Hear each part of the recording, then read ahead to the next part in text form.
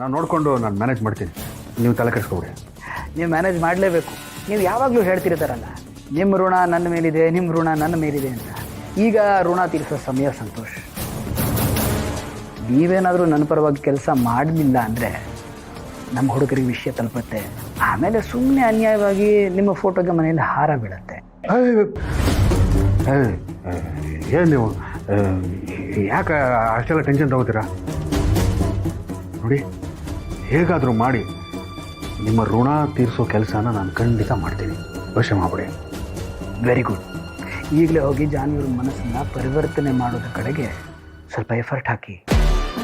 ಅವರು ವಾಪಸ್ಸು ನನ್ನ ಜೊತೆ ನಮ್ಮ ಮನೇಲಿರಬೇಕು, ಹಾಗೆ ಮಾಡಬೇಕು. ಆಯಿತು ನಾನು ಖಂಡಿತ ಮಾಡ್ತೀನಿ. ನೀವು ಹುಷಾರಾಗಿರಿ. ಓಕೆ.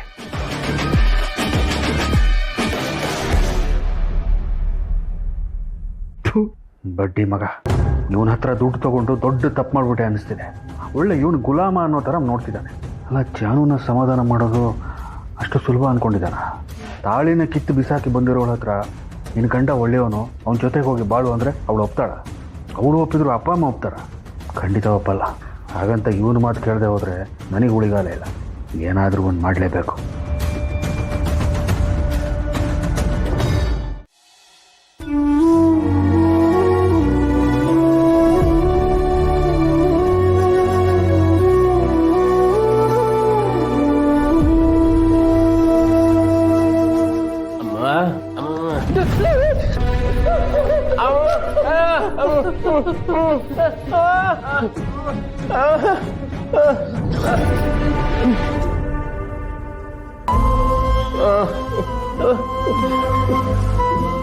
ಅಲ್ಲ ಕಣ ಮಗನೇ, ಇನ್ನೊಂದು ಸ್ವಲ್ಪ ಹೊತ್ತು ಮಲಗದ್ ಬಿಟ್ಟು ಇದೇನು ಇಷ್ಟು ಬೇಗ ಎದ್ದು ಬಂದಿದ್ಯಾ?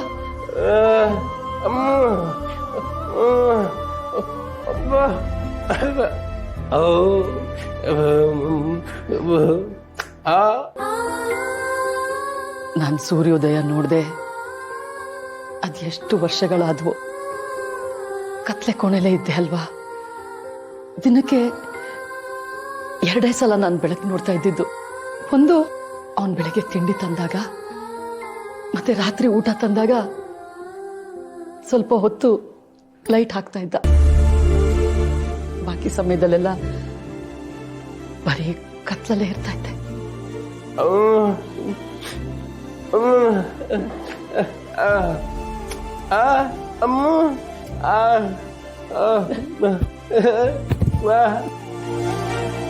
ಕಂದ, ಚಿಕ್ಕ ಹುಡುಗನಾಗಿದ್ದಾಗ ತುಂಬಾ ಬುದ್ಧಿವಂತನಾಗಿದ್ದೆ, ಚೆನ್ನಾಗಿ ಓದ್ತಾ ಇದ್ದೆ. ಅದನ್ನ ನೋಡಿ ನೀನು ದೊಡ್ಡ ಆಫೀಸರ್ ಆಗ್ತೀಯ ಅಂತ ಅಂದ್ಕೊಂಡಿದ್ದೆ. ಆದ್ರೆ ನಿನ್ ಜೀವನ ಹೀಗಾಗೋಗಿದ್ಯಲ್ಲೋ. ಅಷ್ಟೇ, ವೆಂಕಿ ಓದಿಲ್ದೇ ಇರ್ಬೋದು, ಆದ್ರೆ ಓದಿರೋರ್ಗಿಂತ ಏನು ಕಮ್ಮಿ ಇಲ್ಲ.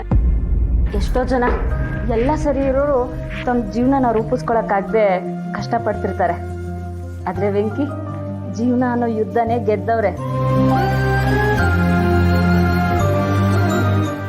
ಓದಿದ್ರೆ ಜ್ಞಾನ ಬರ್ಬೋದು, ಆದ್ರೆ ಇವ್ರಿಗೆ ಸಾಮಾನ್ಯ ಜ್ಞಾನ ಜಾಸ್ತಿನೇ ಐತೆ. ತುಂಬಾ ಪ್ರೀತಿ ಮಾಡೋ ಅಪ್ಪ ಅಮ್ಮ, ಅಕ್ಕ ತಂಗಿರು, ಮತ್ತೆ ಎಲ್ರಿಗೂ ಒಳ್ಳೇದನ್ನೇ ಬಯಸು ಮುದ್ದು ಮನ್ಸು. ಇಷ್ಟೆಲ್ಲ ಇದ್ಮೇಲೆ ಇವ್ರಿಗೆ ಒಳ್ಳೇದಾಗದೆ ಇರ್ತದಾ? ಹೌದು, ಈಗ ವೆಂಕಿ ಓದಿಲ್ಲ ಅಂತ ನಿಮ್ ಮಗ ಅಂತ ನೀವು ಒಪ್ಕೊಳಕ್ಕಿಲ್ವೇ? ಅಯ್ಯಯ್ಯೋ, ಹಾಗೆ ಹೇಳಕ್ಕಾಗತ್ತೇನಮ್ಮ? ಖಂಡಿತ ಇಲ್ಲ. ನನ್ನ ಮಗ ಹೇಗಿದ್ರು ನನ್ನ ಮಗನೇ. ನಾನು ಬದುಕಿದ್ದೀನೋ ಸತ್ತಿದ್ದೀನೋ ಅನ್ನೋದು ಗೊತ್ತಿಲ್ಲದೆ ಪಾಪ ಅಣ್ಣ ಮತ್ತೆ ಲಕ್ಷ್ಮಿ ನನ್ನ ಮಗನ ತಮ್ಮ ಹೊಟ್ಟೆಲ್ ಹುಟ್ಟಿದ ಮಗನಿಗಿಂತ ಹೆಚ್ಚಾಗಿ ನೋಡ್ಕೊಂಡಿದ್ದಾರೆ. ಆ ಋಣನ ನಾನು ಯಾವತ್ತೂ ತೀರ್ಸೋದಕ್ಕಾಗೋದೇ ಇಲ್ಲ. ಅತ್ತೆ ತಗೊಳ್ಳಿ, ತಿಂಡಿ ಮಾಡ್ಕೊಂಡಿದ್ದೀನಿ. ತಿಂಡಿ ತಂದಿದ್ದು ನಾನೇ ತಿನ್ನಿಸ್ತೀನಿ.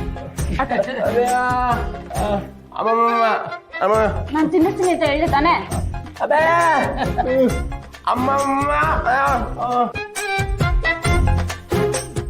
ನೋಡಿ ಅತ್ತೆ, ನೀವು ಬಂದಾಗಿಂದ ಇವರು ನನ್ನೇ ದೂರ ಮಾಡ್ತಾ ಇದ್ದಾರೆ. ಸರಿ ಸರಿ, ಈಗ ನೀವಿಬ್ರು ಜಗಳಾಡೋದ್ ನಿಲ್ಸಿ ಕೊಡಮ್ಮ, ನಾನೇ ತಿಂತೀನಿ. ಇಲ್ಲ ಇಲ್ಲ ಇಲ್ಲ, ನಾನೇ ತಿನ್ಸೋದು. ಮುಟ್ಟಿದ್ರೆ ಒದೆ ಬೀಳುತ್ತೆ. ಅತ್ತೆ, ಬಾನಿ.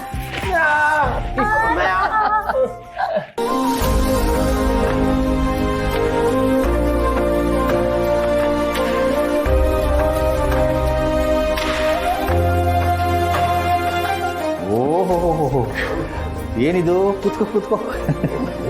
ಅಮ್ಮನಿಗೆ ಮಗ ಸೊಸೆ ಸೇವೆ ನಡೀತಾ ಇದೆ.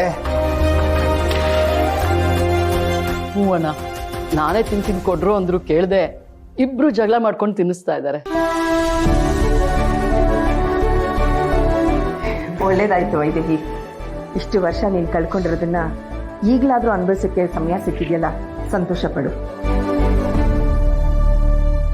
ಲಕ್ಷ್ಮಿ, ಈ ಸಂತೋಷಕ್ಕೆಲ್ಲ ಕಾರಣ ನೀವೇ ಅಲ್ವಾ? ಎಲ್ಲಿ ನನ್ನ ಮಗನ್ನ ನೋಡ್ದೆ ನಾನು ಕಣ್ಣು ಮುಚ್ಕೊಂಡ್ ಬಿಡ್ತೀನೋ ಅಂದ್ಕೊಂಡಿದ್ದೆ. ನಾನು ಬದುಕಿರುವಾಗ್ಲೇ ನನ್ನ ಮಗನ್ನ ನೋಡೋ ಭಾಗ್ಯ ಕಲ್ಪಿಸ್ಕೊಟ್ಟಿದ್ದು ನೀವೇ ಅಲ್ವಾ ಲಕ್ಷ್ಮಿ? ನಿಮ್ಮಿ ಋಣನ ನಾನು ಯಾವತ್ತೂ ಮರೆಯಲ್ಲ. ಹಾಗೇನಿಲ್ಲ, ನೀನು ನಿನ್ನ ಮಗ ಒಂದಾಗಿದ್ದೀರಾ ಅಂದರೆ ಅದಕ್ಕೆ ಕಾರಣ ನಾನಲ್ಲ, ನನ್ನ ಮಗಳು ಜಾನ್ವಿ. ಪಾಪ ಅವಳು ಎಷ್ಟೊಂದು ರಿಸ್ಕ್ ತಗೊಂಡು ಇಷ್ಟೆಲ್ಲ ಹೋರಾಡದೆ ಹೋಗಿದ್ದಿದ್ರೆ ಇವತ್ತು ನಾವೆಲ್ಲ ಈ ಕ್ಷಣನೇ ನೋಡ್ತಿರ್ಲಿಲ್ಲ.